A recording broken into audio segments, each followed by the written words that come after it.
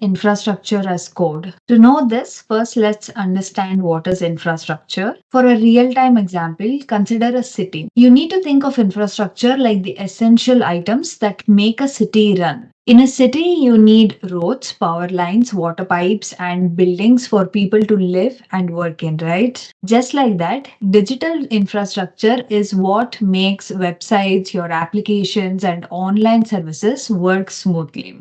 So, infrastructure refers to the foundational systems and resources required to operate and support various functions, services, and applications within an organization, community, or facility. So, in the context of IT and cloud computing, infrastructure is primarily the set of physical and virtual components, like, for example, your servers, storage, networks, and data centers. These are necessary to run applications and support data management. Let's see this with an example. Let's first consider IT infrastructure example. Suppose, say, there is an e-commerce company that needs to host a website for customers.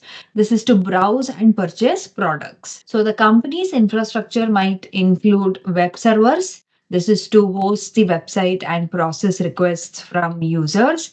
Next, there might be database servers to store customer information, order history, and product data. And then there can be load balancers to distribute incoming traffic evenly across multiple servers. This is to ensure that the website doesn't slow down, right, or crash under heavy traffic. Then there can be storage systems to securely store all the product images, transaction records, and user data. So this is the IT infrastructure related to this e-commerce company that is hosting a website. Now say that the same e-commerce company wants to scale globally. So they might use cloud infrastructure to support their growth. Let's take cloud infrastructure example now. So they can start using AWS or Azure virtual machines to quickly create and scale the servers needed to support their global traffic. And they can also be using Amazon S3 or Google Cloud Storage to securely store large volumes of product images and user data with easy access. Next, they might also have managed databases like, for example, Amazon RDS. This is to handle user and transaction data without manually setting up or maintaining database servers. So from these examples, you can know that infrastructure is the backbone of an organization's system. Properly managed infrastructure ensures smooth operations, scalability, and security. So infrastructure setup, whether on premises or in the cloud, right? It allows organizations to provide services effectively, meet user demands, and innovate efficiently. Now that you know what is infrastructure, we will see what is infrastructure as code, IaC. So this is a modern approach to managing and provisioning IT infrastructure that we just discussed. And this is done through code instead of manual processes. So it allows developers and system administrators to automate the setup and management of servers, networks, and other infrastructure components.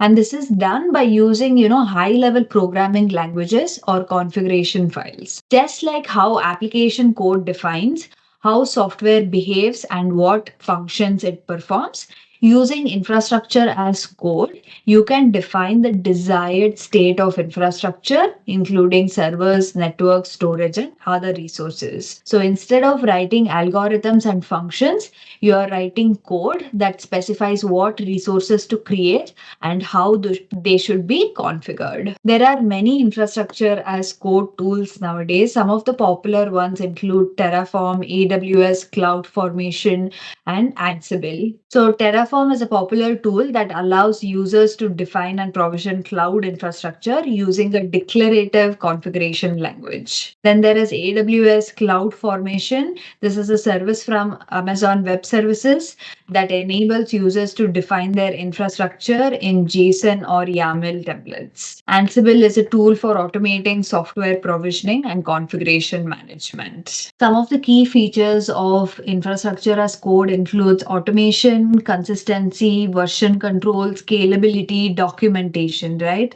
We will talk about all these in depth in the coming up slides, where we actually compare the traditional method to the IaC method. For now, just understand that infrastructure as code transforms the way IT infrastructure is managed.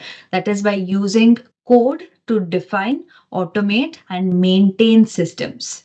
This leads to greater efficiency, reliability, and scalability in IT operations. Next, let's see one of the examples of how infrastructure as code works in real time. This is an example related to setting up web services with Terraform. Consider a company needs to deploy 3 web servers for a new web application on AWS. We will use Terraform for that. So the infrastructure team can create a configuration file that specifies these servers instead of manually setting them up in the AWS console. Like, for example, consider this Terraform configuration file main.tf. So if you see this here, this is commented. If you have hash, right, it means it is commented.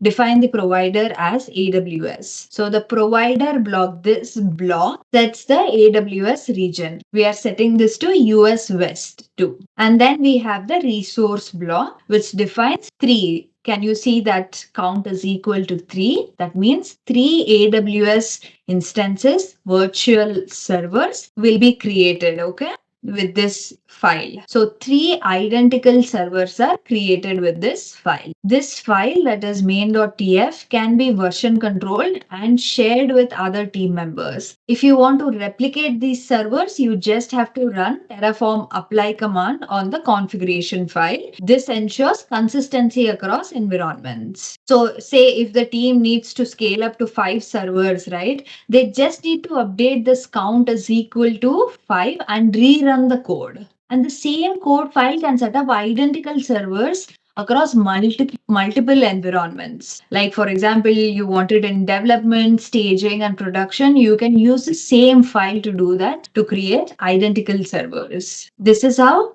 infrastructure as code works. Now let's see how we were doing this without infrastructure as code. So how we were managing infrastructure before infrastructure as code, or if you're not using infrastructure as code today.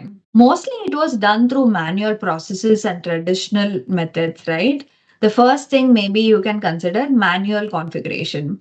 So setting up servers, networking devices, and storage often required physical access to the hardware. So IT staff had to manually configure each device, including installing operating systems and necessary software. And also many configurations were done using command line interfaces requiring technical knowledge and experience. So each server or device had to be configured individually. And then while some organizations used scripts to automate parts of the configuration process, these scripts were often not versioned or documented well, and this would lead to inconsistencies across environments. Or scripts might be very specific to individual servers and not easily reused or adapted for different environments. And then tools like Puppet and Chef emerged to help automate some aspects of configuration management.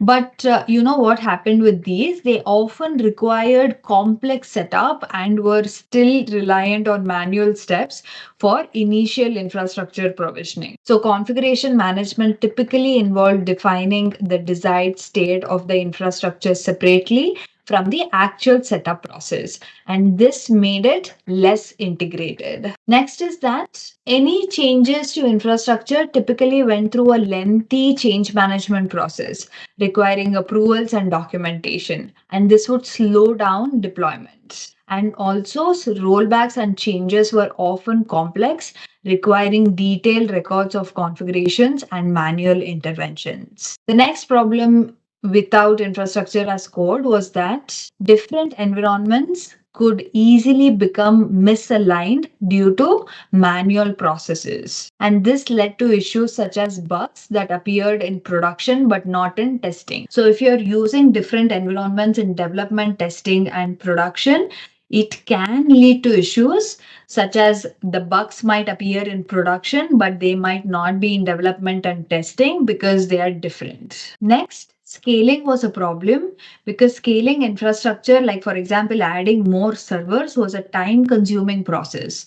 This often required physical hardware procurement and setup, which could lead to delays and increased costs. So, if I want to summarize all this, managing and provisioning IT infrastructure traditionally, that is without infrastructure as code, relied heavily on manual processes, leading to inefficiencies, inconsistencies, and increased chances of human error. Now we will see how it is done with infrastructure as code. First one is automation. That is, we have self-service provisioning. So users can provision and manage infrastructure resources automatically by executing code, and this reduces the need for manual intervention. And tasks such as deploying servers, configuring networks, and managing storage can be automated through scripts.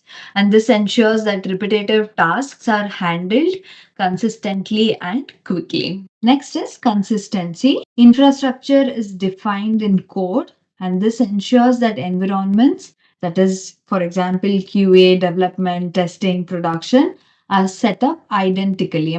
This eliminates discrepancies and reduces configuration drift. And also, the tools like Terraform and AWS CloudFormation use a declarative approach. If you don't know declarative language, how it is done, there is a different video. I will link it in the description box. For now, you should know that tools like Terraform and AWS CloudFormation use a declarative approach. That means allowing users to specify the desired state of the infrastructure without detailing how to achieve it. Next is version control. IaC configurations can be stored in version control systems, like for example, Git. This enables teams to track changes, collaborate on infrastructure setups, and roll back to previous versions easily. Teams can also see a history of changes made to the infrastructure, and this makes it easier to understand the evolution of the environment and revert if needed. Next advantage with IaC is rapid scaling. So infrastructure can be scaled automatically or on demand by modifying the code and redeploying it. This allows businesses to respond quickly by changing needs without lengthy hardware procurement processes, right? Also, users can create reusable templates for different environments,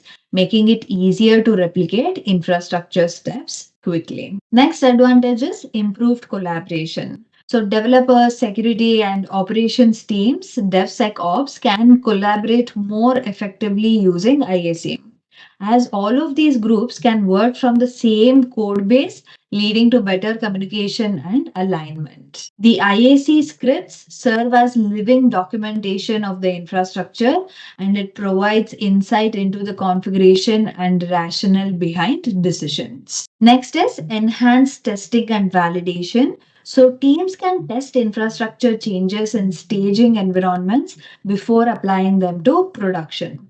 This reduces the risk of errors and downtime. Tools can validate configurations before deployment, ensuring compliance with best practices and organizational policies. Next one is cost efficiency. So, by automating repetitive tasks and improving resource utilization, IaC can help reduce operational costs associated with manual management. Also, many cloud providers offer pay as you go pricing, which, when combined with IaC, allows organizations to optimize costs based on actual usage. So, what did we learn?